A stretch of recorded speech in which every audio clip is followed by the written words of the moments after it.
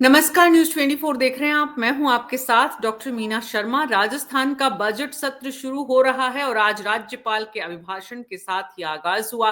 राज्यपाल के अभिभाषण के दिन ही विपक्ष ने हंगामा किया। क्या कुछ इस बजट सत्र से से जनता की उम्मीदें हैं सरकार से, और राजस्थान सरकार जनता को क्या कुछ देने जा रही है, इसके बीच में विपक्ष के हंगामे का क्या मतलब है, समझने की कोशिश कर रहे हैं हमारे खास मेहमानों के साथ। जयपाल सिंह, प्रवक्ता बीजेपी के, मीनाक्षी सेठी, कांग्रेस के प्रवक्ता, श्याम सुंदर शर्मा जी, वरिष्ठ पत्रकार, राजीव जैन जी, वरिष्ठ पत्रकार, डॉक्टर मुनेश अरोड़ा, वरिष्ठ पत्रकार, इस वक्त हमारे साथ जुड़े हुए हैं। आप सभी का बहुत बहुत स्वागत है। जयपाल सिंह जी, शुरुआत आपसे करते। सत्ता में हैं आप, आज राज्यपाल अभिभाषण की अगर हम कहें सार, तीन बातें इंपॉर्टेंट, अहम, जो बजट में रिफ्लेक्ट होगी, जरा बताइए। आज माननीय राज्यपाल महोदय के अभिभाषण के साथ में बजट सत्र शुरू हुआ और ये सत्र मैं समझता हूं कि राजस्थान के लिए आशा, अपेक्षाओं और उम्मीदों से भरा है। जैसा आज माननीय गवर्नर साहब ने अपने अभिभाषण भाषण में कहा, जो पिछले 1 साल के दौरान सरकार ने जो काम किए उनका लेखा जोखा दिया और माननीय सदस्यों को अवगत कराया कि एक विकसित राजस्थान की नींव रखी जा चुकी है और अब राजस्थान प्रगति के पथ पर और सुशासन के रथ पर आगे बढ़ चुका है और जो काम हुए उन कामों को गिनाया। अब प्रदेश को उम्मीद है कि जो बजट आएगा निश्चित रूप से महिलाओं के प्रति, किसानों को, बेरोजगारों को और इनके प्रति एक सशक्त और उम्मीदों भरा एक बजट है जो एक विकसित राजस्थान की नींव रखेगा, ऐसे मेरा मानना है। और प्रदेश आगे बढ़ चुका है। प्रदेश में जैसा आज गवर्नर साहब ने अभिभाषण में कहा कि 35 लाख करोड़ के एमओयूज हुए हैं, उनको धरातल पर पहुंचाना सरकार की प्रतिबद्धता है। सरकार इसमें कमिटेड है और सरकार पहले ही साल के दौरान ये राइजिंग राजस्थान लेके आई है, तो इसलिए राजस्थान एक अलग प्रदेशों की श्रेणी में अब खड़ा होने जा रहा है और विकसित राजस्थान अब बनने जा रहा है। साथ ही उन्होंने आज जो महत्वपूर्ण बात कही कि 70 लाख युवाओं का, बेरोजगारों का भविष्य को लेकर जो पिछली सरकार में जो व्यवहार रहा और जिस प्रकार की परीक्षा पेपर लीक हुए, इनको लेकर सरकार ने जो अपने संकल्प पत्र में जो वादा किया, उस वादे के मुताबिक एसआईटी का गठन करके राजस्थान में जो 148 परीक्षाएं हुई है वो नकल प्रूफ, यानी किसी में भी नकल नहीं हुई है। एसओजी ने कल इसके बारे में जानकारी भी दी। तो निश्चित रूप से एक विकसित राजस्थान, समृद्ध राजस्थान बने और युवाओं को जो भविष्य के लेकर चिंतित हैं वो सब इस बजट से उम्मीद देख रहे हैं। मैं समझता हूं एक उम्मीदों भरा बजट जो आएगा वो निश्चित रूप से राजस्थान के, विकसित राजस्थान की नींव रखने में महत्वपूर्ण मील का पत्र साबित होगा। जी, मीनाक्षी सेठी जी, आज राज्यपाल के अभिभाषण के दिन हंगामे की जरूरत थी? देखिए, हंगामा किसी बात को लेकर ही हुआ होगा। जैसा कि हमने देखा भी कि जब राज्यपाल अपना भाषण पढ़ रहे थे, तो राज्यपाल क्या, एक संवैधानिक पद है हमारा, और उस संवैधानिक पद से जुड़ी हुई कुछ जिम्मेदारियां रहती हैं। एक निष्पक्षता का हम उनसे उम्मीद करते हैं, और जो राज्यपाल का अभिभाषण होता है वो कहीं ना कहीं जो जो सरकार होती है उनकी नीतियों का लेखा जोखा होता है। तो उसमें जब कहीं कोई ऐसी बात आई जिससे ये लगा कि भाई ये कहीं ना कहीं विपक्ष के ऊपर या पुरानी सरकार के ऊपर कोई इस तरह की बात की जा रही है, तो उस पर कुछ हंगामा हुआ। तो वो हंगामा होना चाहिए था, नहीं होना चाहिए था, वो एक अलग प्रश्न है। लेकिन बात ये है कि राज्यपाल का जो अभिभाषण है वो भी एक, जिसे कहते हैं कि निष्पक्ष रूप से पेश किया जाना चाहिए, ना कि ऐसे कि मैं करके बात की जाए इसके अंदर। तो वो कहीं ना कहीं एक मुझे लगा कि विवाद का विषय है, और बाकी निष्पक्ष रूप से ये अभिभाषण होना चाहिए था। और अगर इसमें हमारे राजस्थान के लिए कोई विकास की कोई एक अच्छी बात की जाए तो मैं उसका स्वागत करूंगी, बिल्कुल करती हूँ। और जैसा कि अभी जयपाल सिंह जी ने कहा कि राइजिंग राजस्थान, तो राजीव जैन राइजिंग, जी, राजीव जैन जी, दोनों प्रवक्ताओं को सुना आपने। विधानसभा में आई एम श्योर आप मौजूद रहे होंगे, अक्सर आप रहते हैं। आज राज्यपाल के अभिभाषण से क्या समझ में आया? प्रदेश की जनता के लिए सरकार का विजन किस तरह का आपको समझ में आया? देखिए, राज्य जैसे अभी कांग्रेस प्रवक्ता बता रही थी कि राज्यपाल का जो था कि मैं वाला जैसा, ये राज्यपाल की तरफ से नहीं होता। ये अभिभाषण एक तरह से राज्य सरकार जो होती है उसकी प्रस्तावना होती है कि पिछले 1 साल में सरकार ने क्या किया और आने वाले 1 साल में क्या करने जा रही है। मूल रूप से तो अभिभाषण यही होता है। इसमें राज्यपाल ने कई चीजों का जिक्र भी किया, जैसे सरकार क्या करने जा रही है, सरकार ने कितने अच्छे काम किए, पेपर लीक का उल्लेख किया, हर घर जल नल योजना का किया कि वो पिछली सरकार में, पूर्ववर्ती सरकार में जो घोटाले हुए उसको ये सरकार पूरा करेगी, मतलब मेरी सरकार। राज्यपाल का अर्थ यही होता है कि वो मेरी सरकार, जो सरकार का विजन है, प्रस्तावना है, उसको मूल रूप से वो पढ़ा जाता है वहाँ।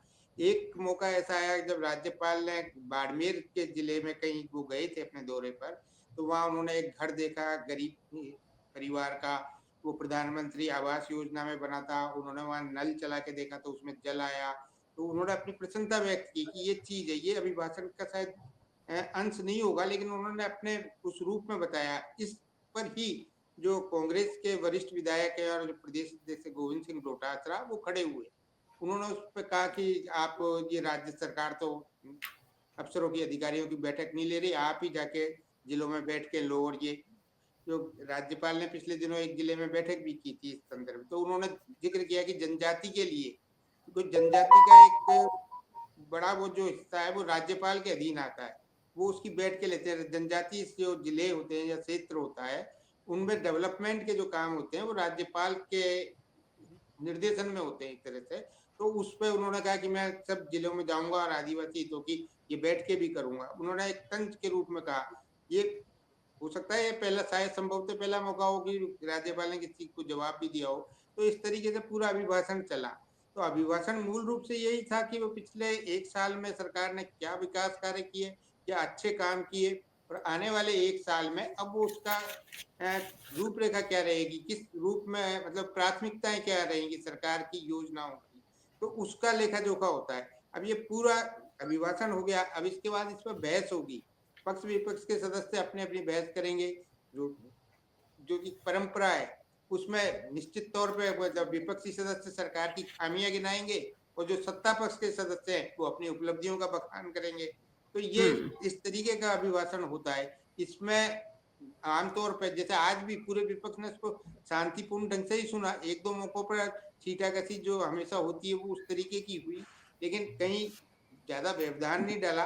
अब आने वाले समय में जो बहस होगी तो उसमें जरूर ये टीका टिप्पणियां होंगी दोनों पक्षों की तरफ से, उसमें हंगामा या और चीजें जो वाद विवाद की स्थिति होती है वो चीजें हो सकती हैं। जी मीना जी। जी, श्याम सुंदर शर्मा जी, जैसा कि राजीव जैन जी ने कहा कि राज्यपाल के अभिभाषण से अपेक्षित क्या होता है, और आज गोविंद सिंह डोटासरा ने जो कटाक्ष एक तरह से करने की कोशिश की, ये परंपरा राज्यपाल के अभिभाषण के बीच हंगामे की कितनी सही है?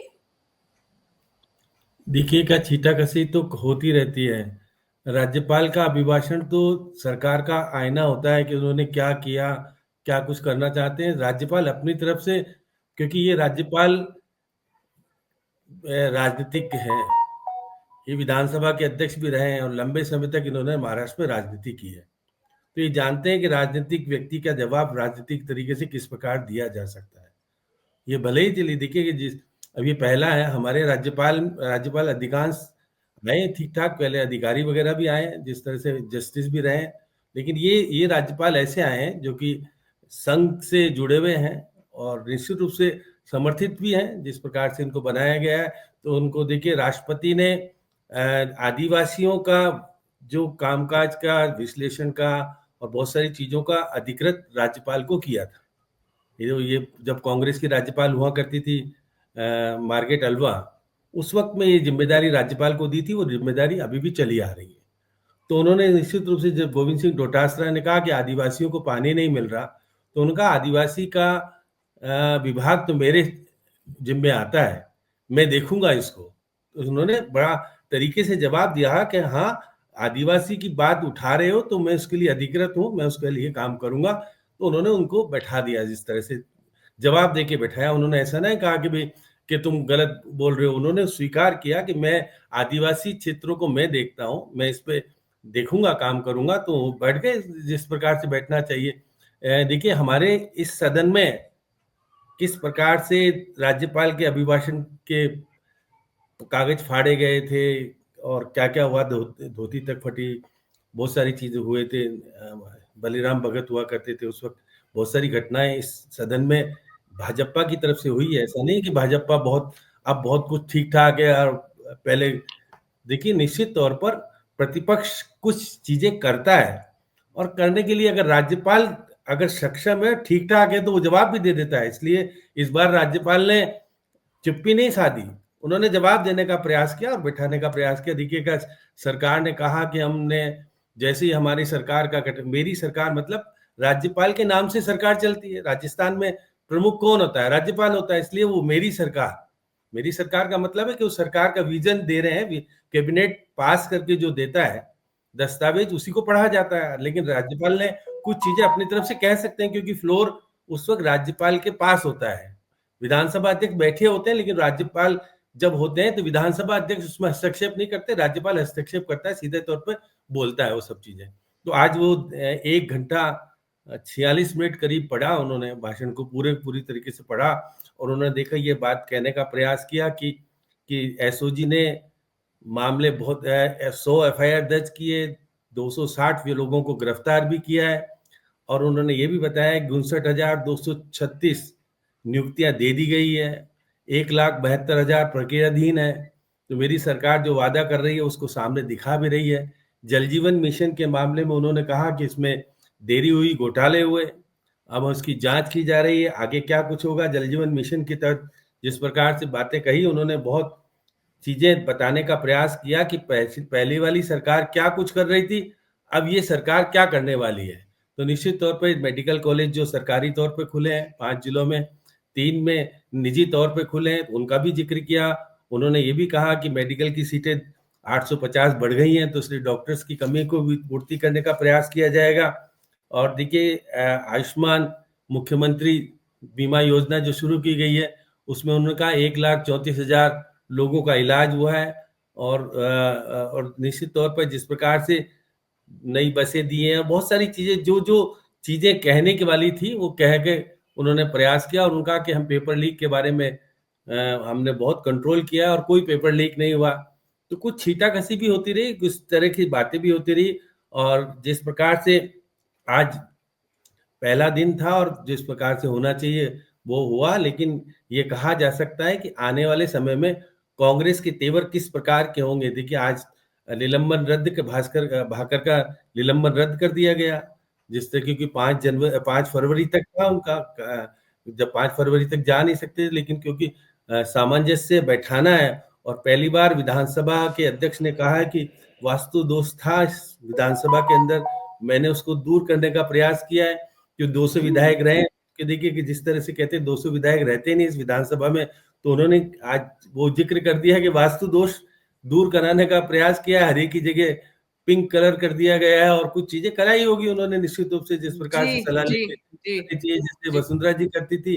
अब ये वसुंधरा जी तो आज नहीं थी सदन में, लेकिन निश्चित रूप से वासुदेव देवनानी उसी पार्टी से आते हैं, और वो निश्चित रूप से कहते हैं कि हम तो संस्कारी हैं, और देखिए जो चीजें सनातनी हैं, इसलिए वो सब चीज करेंगे जो कि करनी चाहिए, जो हमारी सरकार को और मेरे को फायदा देने वाली। चाहे भले निष्पक्ष माने जाते हैं अध्यक्ष, लेकिन निष्पक्ष होते नहीं है। उनका मेरे को बहुत दर्द हुआ था जब मैंने प्रस्ताव पारित किया था। तो आपको भी मालूम है किस तरह का दर्द हुआ था, किस तरह की बयानबाजी उस वक्त की गई थी, और कहा 1 दिन के लिए नहीं 6 महीने के लिए ला के करो। ये विधानसभा अध्यक्ष जिस प्रकार से खुद अपनी तरफ से प्रस्ताव या लाने की बात कहें, सरकार को निर्देश देने की जरूरत नहीं होती विधानसभा अध्यक्ष को, अगर खुद करना है तो कर दें। तो लेकिन क्योंकि देखिए कि जिस प्रकार से पहला दिन था, लेकिन हाँ, प्रतिपक्ष ने भी दिखा दिया कि हम किस तरह की क्या कुछ करने वाले हैं, किस तरह की स्थितियां करने वाले हैं। हाँ, ये बात कि आने वाला जब बजट निश्चित रूप से डबल इंजन की वाला सरकार है, तो 1 फरवरी को बड़ा वाला इंजन कितना हमको दे पाएगा, उसी के आधार पर हम अपना बजट में एलोकेशन करेंगे। कल देश का बजट आना है और उसके बाद राज्य का बजट आना है। डॉक्टर मुनेश अरोड़ा, राज्यपाल के अभिभाषण में बजट में क्या कुछ मिलेगा, इसका संकेत आपको समझ में आया? जी मीना जी, संकेत तो बहुत साफ था। मैं एक बात उदाहरण से शुरू करता हूँ, राज्यपाल को लेकर जो बात हो रही है और जो टिक्का टिप्पणियों की बात हो रही है।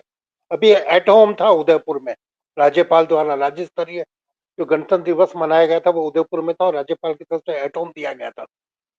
तो बात बड़ी छोटी है, मगर राज्यपाल की कितने एक्टिव है वो बात झलक में आती है। मांगणियार को वहां पे पुरस्कार मिला और वो गाते हुए पधारो हमारे देश, फेमस राजस्थान का लोक संगीत है, पधारो हमारे देश। तो राज्यपाल ने टोका, किसी ने भी आज तक गौर किया, राज्यपाल महोदय ने गौर किया कि जब आप राजस्थान में हो तो पधारो हमारे राजस्थान बोलो, और जब बाहर जाके बोलो तो बोलो पधारो हमारा देश। तो इस तरह का राज्यपाल राजस्थान के अंदर है जो इतना माइन्यूटली ऑब्जर्व कर रहा है। और जो बात टीका टिप्पणियों की हुई थी मीना जी, वो हुई थी कुंभ मेले को लेकर। जहां तक मैंने जो देखा, कुंभ मेले वाली बात पे मेन टीका टिप्पणी हुई थी। तो विधानसभा अध्यक्ष देवनानी जी ने भी इशारा किया और राज्यपाल ने भी किया और वो बात हुई। नो डाउट राज्यपाल बहुत नजदीक से ऑब्जर्व कर रहे हैं सरकार की एक्टिविटीज को और उस पर काम कर रहे हैं।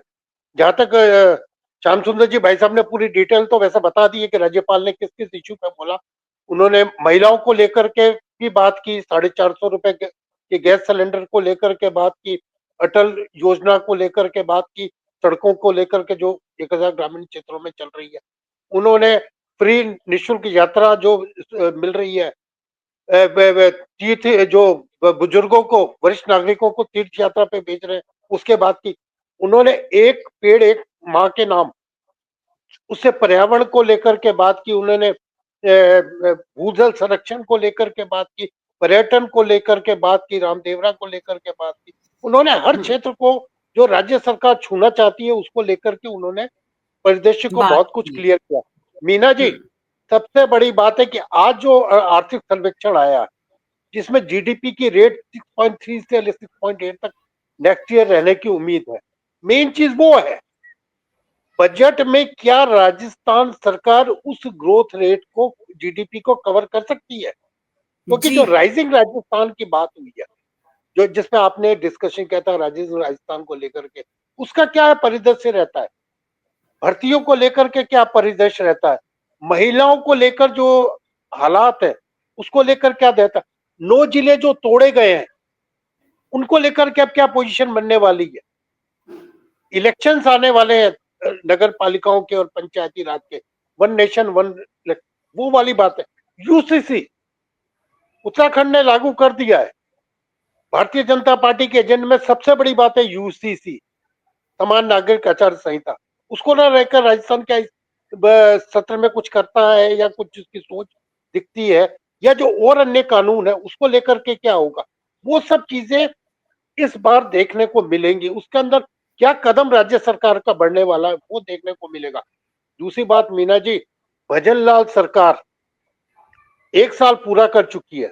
अब 1 साल बाद जैसा भजनलाल जी ने अपने मंत्रियों को कहा कि पूरी तैयारी से विधानसभा में आइएगा, अब आप ये नहीं कह सकते कि मैं नया मंत्री हूं मुझे नहीं पता। इस एक लाइन में बहुत कुछ छुपा है। उस एक लाइन का अर्थ यह है कि भजनलाल सरकार हर हालत में जो विपक्ष जिस तरह से भौएं तान के खड़ा हुआ है उसका सामना करने के लिए अब की बार तैयार है और अपनी एक छवि बनाना चाहती है जी। और जो राज्यपाल का अभिभाषण था, जो जिस तरह से बात हुई है राज्यपाल के अभिभाषण में, वो विकास की बात हुई है।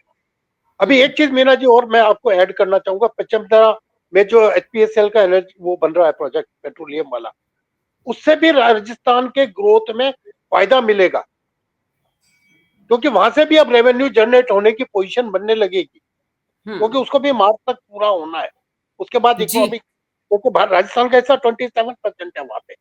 जी ये जो आपका जो जल संरक्षण है, वो जो ये जो सीकर को पानी मिलने वाला है या ईआरसीपी है जो उससे अब राजस्थान को पानी मिलने वाला, ये भी दो चीज बड़ी फैक्टर है जो कि इस बार की विधानसभा में आएंगे, बहुत बड़ा इश्यू बनेंगे।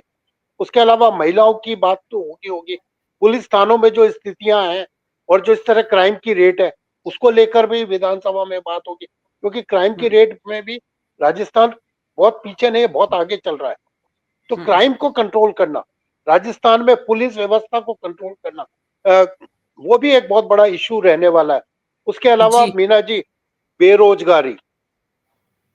बेरोजगारी इतनी बड़ी समस्या है भारतीय जनता पार्टी के सामने जो कि सिर्फ नौकरियों से पूरी नहीं हो सकती।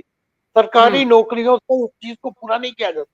तो सरकार को चाहिए कि वो स्वरोजगार एमएसएमई और राइजिंग राजस्थान में एमएसएमई की भूमिका उसको लेकर के क्या करती है। अगर एमएसएमई को आगे बढ़ावा देने में सरकार आगे आती है, जो कि इस बजट से पता लगेगा, तो राजस्थान के यूथ के अंदर कुछ आशा जगेगी।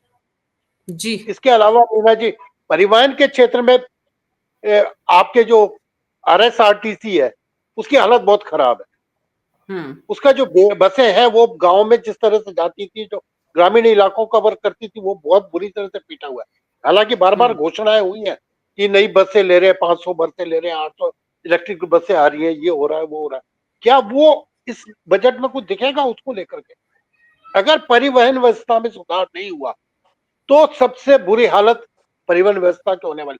मीना जी, सबसे लास्ट में ठेका कर्मियों और संविदा कर्मियों को लेकर के बार बार बात की मैंने। जी। आज जी। वो बिल्कुल बात उनके नाक के ऊपर पानी आ गया, ठेका कर्मियों के और संविदा कर्मियों के। उनको नियुक्ति देने के लिए क्या सरकार कोई आरएसएल डीसी के अंदर कोई प्रावधान करने वाली है? क्योंकि आप एक तरफ तो आपके पास जगह खाली है, दूसरी तरफ आप ठेका कर्मियों का शोषण करने पे तुले हुए हैं। 8-8, 10-10 हजार में नौकरियां करवा रहे हैं। क्या उसको लेकर इस बजट में कोई बात आएगी? आरएसएस जयपाल सिंह जी बेहतर इन सब सवालों के जवाब दे पाएंगे। जयपाल सिंह जी, बजट को लेकर जितनी बैठकें हुई हैं, आप लोगों के पास भी, प्रवक्ताओं के पास भी कुछ सूचना कि क्या कुछ सरकार का इस बार जनता के लिए बहुत जबरदस्त प्लानिंग के स्तर पर क्या हो रहा है? ऑडियो ऑन करिए जयपाल जी। निश्चित रूप से आज के माननीय गवर्नर साहब का जो अभिभाषण था उसके बारे में बहुत सारी मोटा-मोटी बातें सारी आ गई। लेकिन मैं कहना चाहता हूं कि जिस प्रकार से डॉक्टर मुनेश अरोड़ा साहब ने अपनी बातें रखी और निश्चित रूप से राजस्थान उस दिशा में बढ़ा है और राजस्थान ने विकसित राजस्थान की, जैसे मैंने कहा, नींव रखी है।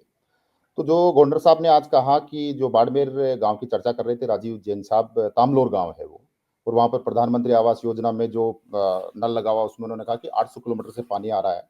तो आदिवासी, गरीब, पीड़ित, वंचित, महिला, दलित और किसान ये सरकार की प्रायोरिटी में है और उनके लिए निश्चित रूप से इस बजट में एक बहुत ही शानदार बजट रहेगा। ये सर्वजन हिताय सर्वजन सुखाय को लेकर ये ध्येय वाक्य के साथ में बजट आएगा। उसकी मोटा-मोटी जो स्वरूप ये है कि 35 लाख करोड़ की जो राजस्थान की जीडीपी है उसको डबल करने का जो सरकार का टारगेट है। 35 लाख करोड़ के एमओयू जो है वो केवल एमओयू नहीं हुए, उन पे एग्जीक्यूशन है। आज के अखबारों की सुर्खियां थी कि लगभग 4 जो इन्वेस्टर है उनको जमीन अलॉट कर दी है। तो जहां तक बेरोजगारी का सवाल है, मैं समझता हूं प्राइवेट सेक्टर के अंदर बहुत सारी लोगों को रोजगार मिलने की संभावना है। 35 लाख करोड़ के जो एमओयू जो है वहां पर भी काम हो रहा है।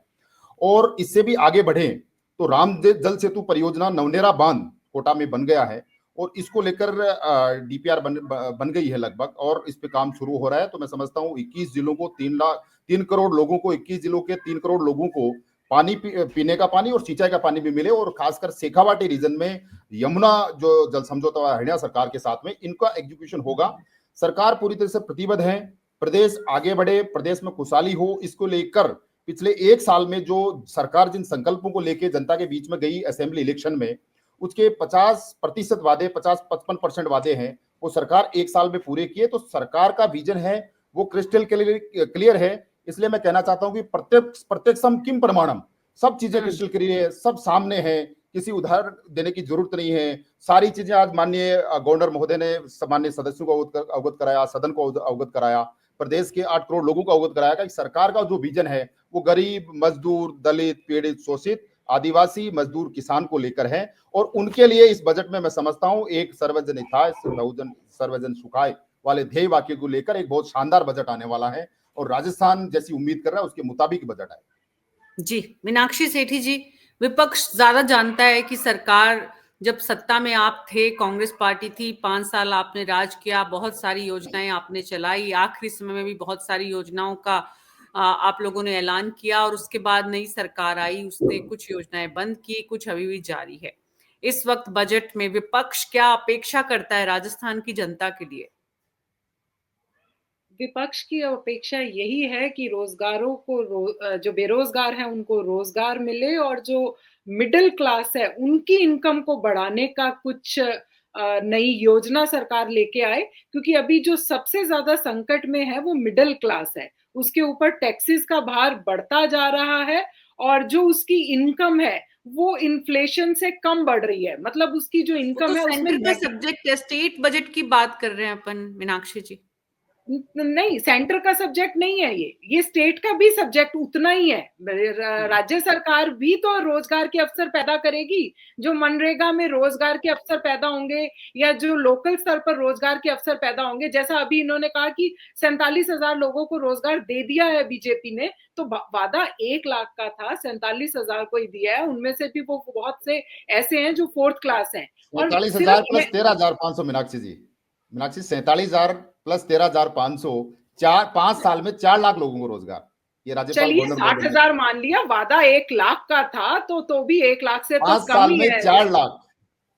चलिए कोई बात नहीं, आप आंकड़ों की जादूगरी कर लीजिए। आम जनता का क्या हाल हो रहा है कभी जाके देखिए। उनको रोजगार नहीं मिल रहा, महंगाई से वो जनता परेशान हो रही है। तो हम तो यही चाहेंगे कि जो भी बजट आए वो जनता को इस महंगाई से राहत दिलाए। राजीव जैन जी, आप लोगों के बीच भी रहते हैं, अधिकारियों को भी सुनते हैं, आम आवाम को भी सुनते हैं, पत्रकारों के बीच भी चर्चा होती है। पिछले बजट में जो कुछ घोषणाएं हुई और नए बजट की घोषणाओं से पहले किस तरह की चर्चाएं बाजार में हो रही हैं सरकार को लेकर, सरकार की कार्यशैली को लेकर? देखिए, मतलब जिसमें जो पिछले बजट की घोषणाएं थी, अभी उन पे कहीं धरातल पे कोई पूरी तरीके से कोई काम नहीं हुआ। मतलब जो इंफ्रास्ट्रक्चर डेवलपमेंट की योजनाएं पिछले बजट में की गई थी, उदाहरण के तौर पे जयपुर शहर का ही देख लें कि बहुत सारे फ्लाईओवर, एलिवेटेड रोड, इन सब चीजों की घोषणाएं हुई थी। अब उसमें बहुत बदलाव हो गया। अब कुछ बनेंगे, कुछ नहीं बनेंगे, कुछ रिजेक्ट हुए, उनकी नई डीपीआर भी बनेगी। तो जो पिछले बजट की जो जिसको कह सकते हैं जो विकास का इंफ्रास्ट्रक्चर का ढांचा जो खड़ा करने वाले थे, उनमें कहीं ना कहीं रुकावट आई है। अब नया बजट आ गया, अब नए बजट में क्या घोषणाएं होती हैं। अब ये पिछले बजट की घोषणाओं को यदि ढंग से गौर करके देखें, अब ये तो विपक्ष की जिम्मेदारी है कि वो उन चीजों को सामने लाए कि भाई आपने पिछले बजट में कितनी घोषणाएं की थी। वो तो बजट भाषण पूरे वेबसाइट पर है और निश्चित तौर पर सत्ता पक्ष भी इस चीज को जानता होगा कि आप जयपुर का एक उदाहरण में दे दूं आपको कि JLN मार्ग पे एलिवेटेड रोड की प्लानिंग घोषणा कर दी गई थी बजट में। अब सरकार की तरफ से आया कि नहीं, वो एलिवेटेड नहीं बनेगा, उसकी जगह कोई दूसरा प्रपोजल सामने आ रहा है। तो घोषणाएं तो इस ढंग से हो जाती हैं सरकार की, लेकिन बाद में जो उसमें तकनीकी खामियां, सरकार तो अभी ये कहेगी कि इसमें कोई तकनीकी खामियां थी, इस वजह से वो निर्माण नहीं होगा, दूसरा निर्माण पे ध्यान दिया जाएगा। तो ये सब चीजें नहीं होनी चाहिए, पहले ही तैयारी कर लेनी चाहिए, पहले ही टेक्निकल रिपोर्ट सरकार अपने पास मंगा ले। जो घोषणाएं बजट में जो बड़े योजनाएं की जाती है, कई ग्रीन जो एक्सप्रेस वे बनाने की, स्टेट की बनाने की घोषणाएं भी हुई थी, कोई 7-8 कहीं की घोषणाएं हो चुकी थी, लेकिन अभी डीपीआर बनने का ही काम पूरा नहीं हुआ। तो ये सही है कि ये लंबे प्रोजेक्ट होते हैं, 5-5, 6-6 साल लग जाते हैं, एक घोषणा होती है फिर 5 साल में बनता है। तो टाइम बाउंड भी होना चाहिए कि आजकल इतनी तकनीक सामने आ गई कि बहुत जल्दी बन सकती है, तो सरकार को उस तकनीकों का भी इस्तेमाल करना चाहिए। आज और जगह जहाँ विदेशों में भी जब हमारे अफसर और टेक्नीशियन जा के अध्ययन करके आते हैं कि वहाँ इस तरीके का बना, यहाँ भी बन सकता है, तो वहाँ तो 1-2 साल में ही बन जाता है, यहाँ 7-7, 8-8 साल क्यों लगते हैं। तो इन सब चीजों पे यदि सरकार ध्यान दे, 5 साल का कार्यकाल होता है, 1 साल का निकल चुका, आखिरी साल चुनावी साल होता है, इन 3 साल में क्या चीजें जनता के सामने आ सकती हैं। तो ये तो इस तरह इंफ्रास्ट्रक्चर वाली बात मैंने की। एक योजनाएं होती हैं, जो स्कीमें होती हैं, कल्याणकारी स्कीमें होती हैं कि शिक्षा के क्षेत्र में, स्वास्थ्य के क्षेत्र में, समाज कल्याण के क्षेत्र में, जिसमें जो सामाजिक योजनाएं होती हैं उनमें पेंशन आदि, और जो कमजोर तबके के लोग होते हैं उनका बहबूदी का जो कार्यक्रम, जो योजनाएं सरकार चलाती है, उन पे तो अमल हो जाता है। लेकिन जो इंफ्रास्ट्रक्चर डेवलपमेंट वाली चीजें हैं, ये 5 साल में सरकार ने जो पिछले बजट में घोषणाएं की थी, मीना जी आप भी देख सकते हैं और जो अपनी चर्चा में शामिल हैं वक्ता, वो सब भी वेबसाइट पे देख सकते हैं कि कितनी बिल्कुल बड़ी बिल्कुल योजना है। बिल्कुल, इसीलिए मैंने पूछा स्पेसिफिक ये सवाल, क्योंकि एक बजट चला गया, दूसरा बजट आ रहा दूसरा है, बजट आ लेकिन गया, पहले एक साल बजट में पूरा हो जितनी गया, घोषणाएं हुई, कितनी काम ऐसा दिख ही नहीं रहा है कहीं पर भी कि बजट घोषणाओं का यस कहीं कोई अमल हो रहा है क्या। श्याम सुंदर बजट शर्मा जी, घोषणा। ये जो सवाल, जी राजीव जी अपनी बात पूरी करिए। नहीं, मेरा यही कहना है कि योजनाएं जो स्कीमें जो लागू सरकार घोषणा कर देती है, स्कीमें तो कागजों में अब लागू हो जाती हैं, इम्प्लीमेंटेशन में कमजोरियां रहती हैं, फिर बाद में सुधार होता रहता है, वो अलग बात है। लेकिन जो इंफ्रास्ट्रक्चर क्या जो घोषणाएं की गई हैं, बजट का ऐलान तो सालाना होता है ना, साल भर में सालाना बजट होता जिन है, जिन तो मदों पर उनका तय हुआ, उन बजटीय मदों पर प्रावधान भी बजट रहता तय है, सब हुआ कुछ कि रहता नहीं है। हुआ, आया कि नहीं आया, काम हुआ कि नहीं हुआ। श्याम सुंदर शर्मा जी, आज की तारीख में विपक्ष जिस तरह से सोया हुआ है, सरकार को कोई पूछने वाला नहीं है। राजीव जैन जी ने कहा बहुत बहुत इंपॉर्टेंट बात कि बजट की घोषणाएं तो सारी पड़ी हुई हैं ऑनलाइन, सरकार को विपक्ष पूछे कि भाई ये इसमें क्या हुआ, यहाँ क्या हुआ, यहाँ क्या हुआ, लेकिन विपक्ष तो एकदम, लगता ही नहीं है राजस्थान में विपक्ष एग्जिस्ट भी करता है क्या। मीना जी, मुख्यमंत्री जी ने विधायक दल की बैठक ली थी। उन्होंने चिंता प्रकट की विधायकों के सामने कि भाई जो उपलब्धियां हैं आप लोगों तक पहुंचाओ, तो हमारा काम हो जाएगा। आप पहुंचा ही नहीं रहे हो। अब वो क्यों नहीं पहुंचा रहे विधायक, ये तो जयपाल जी बताएं कि वो मुख्यमंत्री जी नहीं समझा पा रहे हैं या विधायक नहीं समझ पा रहे हैं। क्योंकि बार बार उन्होंने कहा कि हमने जैसे ही बजट घोषणाएं हुई थी, सारी की सारी चीजें 90% हमने स्वीकृतियां जारी कर दी थी। अब वित्तीय भी प्रावधान कर दिए थे। अब वो वित्तीय प्रावधान धरातल पे नहीं उतरे।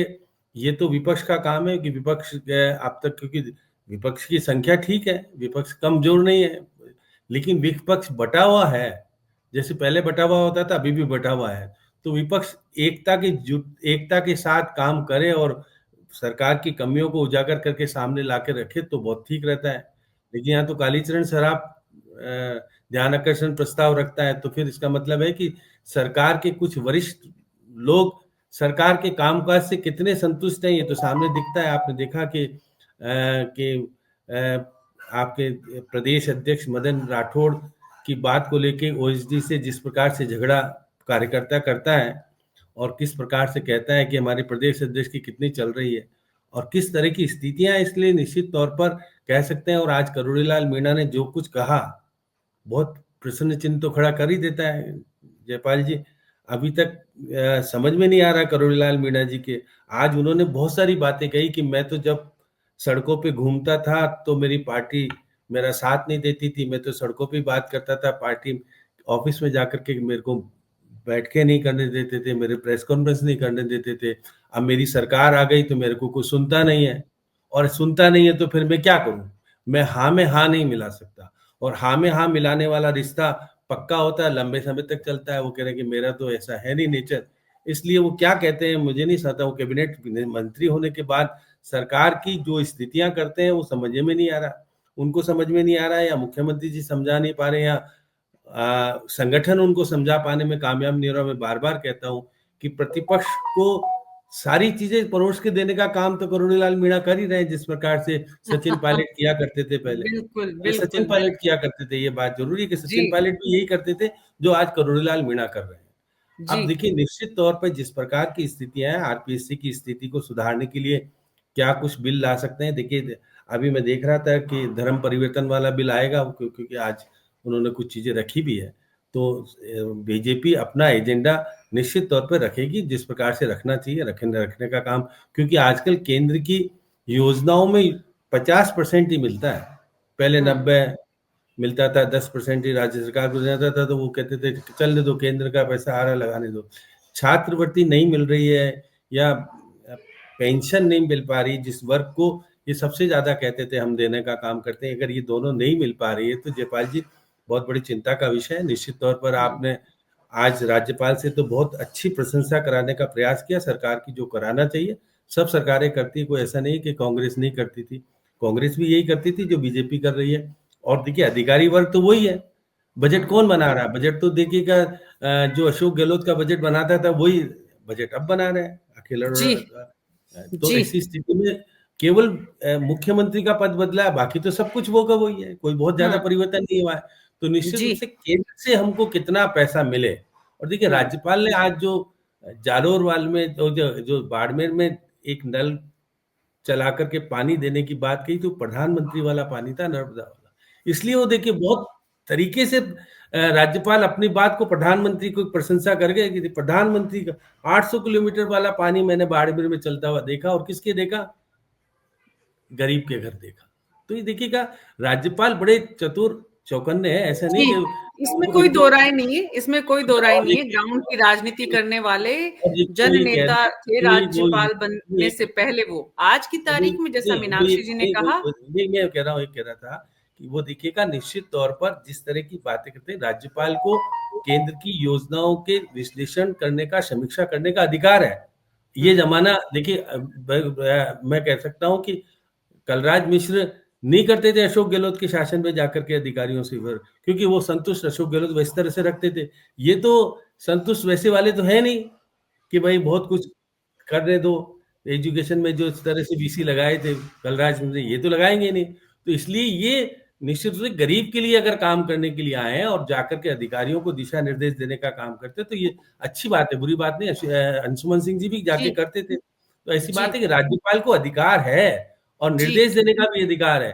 तो ऐसी स्थिति में परिवर्तन आता है तो अच्छी बात है। विपक्ष को भी इसका सराहना करनी चाहिए, विपक्ष को छींटाकशी नहीं करनी चाहिए कि राज्यपाल क्यों कर रहा है जाकर। और राज्यपाल ने कहा कि सीकर में की, और लक्ष्मणगढ़ से आते हैं गोविंद सिंह डोटासरा, इसलिए उन मन में कर सकती कि मुझको क्यों नहीं बुलाया उस मीटिंग में। जी अधिकारी वर्ग से बात बहुत बहुत करते शुक्रिया, बहुत बहुत शुक्रिया आप सबका। डॉक्टर मुनेश अरोड़ा, मैं वापस आना चाहती थी लेकिन समय की सीमा है, इसलिए माफी चाहती हूँ आपसे। कुल मिलाकर जो बात समझ में आ रही है वो ये कि इस बार राजस्थान के बजट से बहुत सारी अपेक्षाएं राजस्थान की जनता को जो है, उससे पहले राजस्थान सरकार को ये भी सोचना पड़ेगा कि पिछले बजट में जो घोषणाएं की गई थी उनका क्या हुआ। ऐसा नहीं है कि जनता देखती नहीं है, सोचती नहीं है, समझती नहीं है। और कोई भी बजट में घोषणा करने से पहले ये जरूर देखें कि पिछली घोषणाओं का हाल क्या है, नई घोषणाओं की विजिबिलिटी क्या होगी, किस तरह से उन्हें पूरा किया जाएगा, अधिकारियों पर कैसे जल्द समय सीमा के भीतर काम कराया जाएगा। कुल मिलाकर अपेक्षाओं का जो बोझ इस वक्त राजस्थान के मुख्यमंत्री भजनलाल शर्मा पर है और वित्त मंत्री दिया कुमारी पर, देखना होगा उन पर वो कितना खरा उतरते हैं। अभी समय है राजस्थान के बजट में, अभी देश के बजट पर निगाहें हैं और कल पूरा दिन पूरे देश और दुनिया की नजरें वित्त मंत्री सीतारमण पर रहेंगी। जैसे ही उनका बजट भाषण पूरा होगा उसके बाद सेंसेक्स पर रहेगी और उसके बाद जनता, इंडस्ट्रियलिस्ट के रिएक्शन पर रहेगी। तो कल आप न्यूज़ 24 पर हमारे साथ देखिएगा वित्त मंत्री निर्मला सीतारमण के बजट की झलकियां। अभी मेरे साथ इतना ही, नमस्कार।